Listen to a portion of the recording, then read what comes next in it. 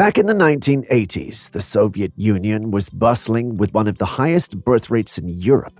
Its population hit a peak at nearly 149 million, ranking it as the sixth largest country in the world. But everything changed after it collapsed in 1991. Since then, Russia has seen more deaths than births every year, except for 3 over the last 33 years. Countries like Pakistan, Nigeria, and Bangladesh have since surpassed Russia's population. By the end of this century, Russia is expected to slide all the way down to 20th place, with a population 3.5 times smaller than that of the United States. These are worrying trends for a leader who dreams of bringing back the glory days of the Soviet Union. And here's another kicker. Since the birth rates dropped 33 years ago, Russia now has a noticeable lack of 33-year-olds who were right in their prime of working years. This has led to a bigger shortage of workers, particularly in blue-collar and tech jobs, which often attract younger folks. Only 15% of all workers are under 30, and interestingly, the unemployment rate is at a record low of just 2.6%. But this isn't necessarily good news because Russia really needs more young people, especially for tasks like fighting in an intensive war. Russia isn't the only country facing this issue. China, Korea, and Japan are all dealing with their own challenges with birth rates. China's dropped even faster, Korea's even lower, and Japan has been dealing with low birth rates for a long time.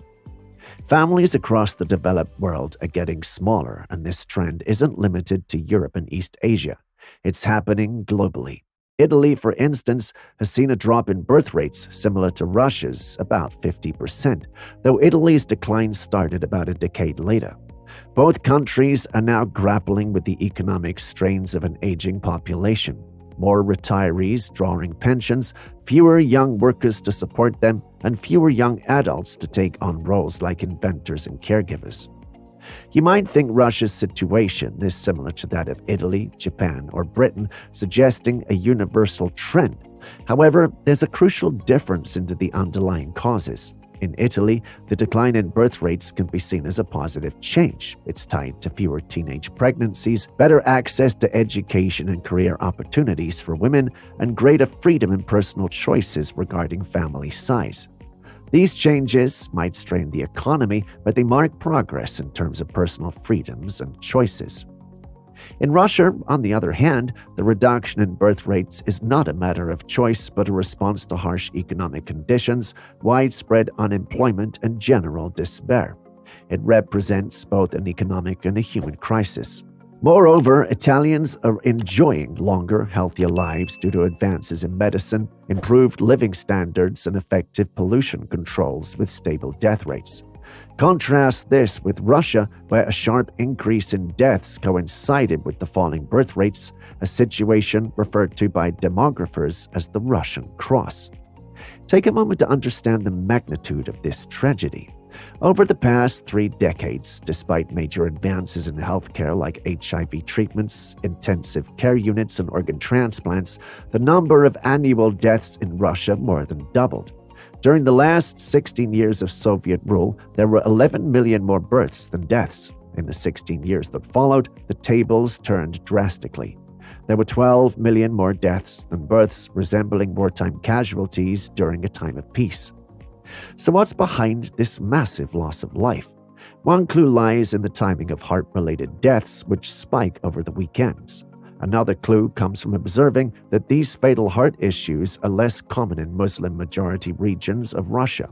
These patterns suggest a strong link to alcohol consumption. It's not just about how much alcohol is consumed, although consumption levels in Russia have been nearly double what the World Health Organization labels as dangerous in some years. The real issue lies in the type of alcohol consumed and the when and where of the drinking culture. While the French might casually sip wine and the British enjoy their beer, Russians have historically favored vodka. Vodka not only causes quicker intoxication, but it's also often consumed in large quantities due to a deeply ingrained culture of social and binge drinking. During Soviet times, Vodka bottles were sold with non-reusable caps, encouraging the bottle to be finished in one go, often in groups and frequently in uncontrolled public settings without the oversight of bartenders. This combination is deadly, so deadly in fact that as of 2012, every Russian male had a 25 to 30% risk of dying from alcohol-related causes, a figure that's 10 times higher than in the US. Between 1990 and 2001, alcohol was responsible for over half of all adult male deaths in Siberia, a staggering statistic. Furthermore, in 2017, the Kremlin reported 30% of all crimes and 72% of all murders in Russia were alcohol-related. These figures are particularly shocking given that Russia is one of the world's most highly educated countries with an upper-middle income status. Despite this, the life expectancy for Russian men is only 68 years, which is closer to that of Haiti than to Germany. In contrast, men in Sweden, Switzerland, or Macau live on average about 15 years longer. Why does the Russian government allow this situation to persist? It might seem that even a highly authoritarian leader would see the need to tackle such a widespread health crisis if only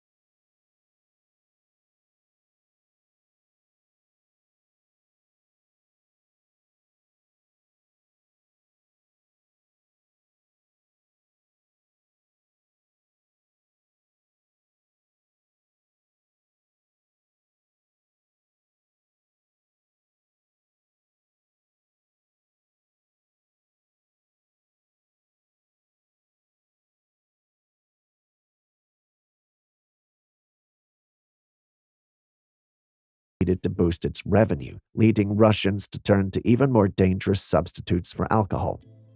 During the Great Recession, Russia's finance minister basically told people the best way they could help out was by drinking more. Even more ironically, there's a popular vodka named after Putin who doesn't drink at all. Despite the money brought in from alcohol taxes, the negatives of promoting drinking far outweigh the positives, especially with Russia facing serious population declines. Putin has been calling this demographic issue Russia's biggest problem for years and even talked about it again during his trip to Anandir. Russia's solution has been things like the maternity capital program, which gives families a cash bonus for having or adopting kids. But these are simple fixes and might not really do much. Whenever there's a clash between increasing the population and other priorities, other issues always seem to win.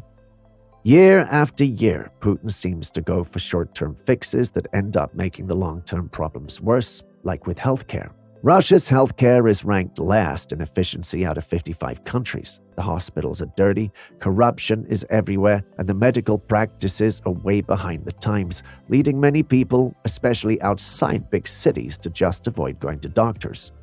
This distrust showed big time during the COVID-19 pandemic. People were so skeptical of the government that they stayed away from vaccines, leaving a smaller percentage of the population vaccinated than even the lowest rates in any U.S. state, Wyoming. This led to possibly up to 1 million deaths from the virus in Russia, one of the highest death rates in the world. This is just one more example of how deep these problems run. Instead of investing in its outdated hospitals, the Russian government has been funneling money into the military.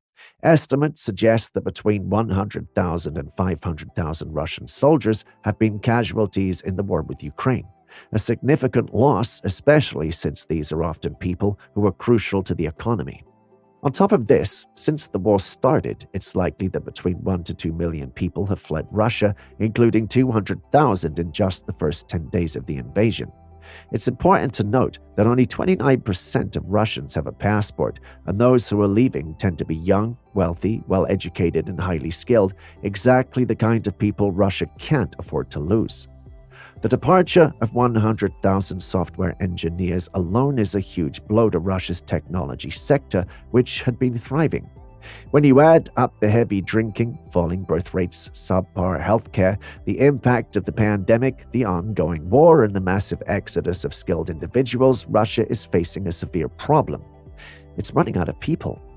The population already saw a decline of over 1 million in 2020 and 2021, and the situation might get even worse. The fact that none of this was hard to predict makes the government's lack of action even more alarming. Given the severe consequences of Russia's long-standing issue with alcohol consumption, do you think governments should have the power to enforce strict controls on drinking despite the potential economic losses? What's the right balance between public health and personal freedom? Share your thoughts in the comments. Don't forget to like and subscribe to Economy Obsession for more insightful videos. We'll be back soon.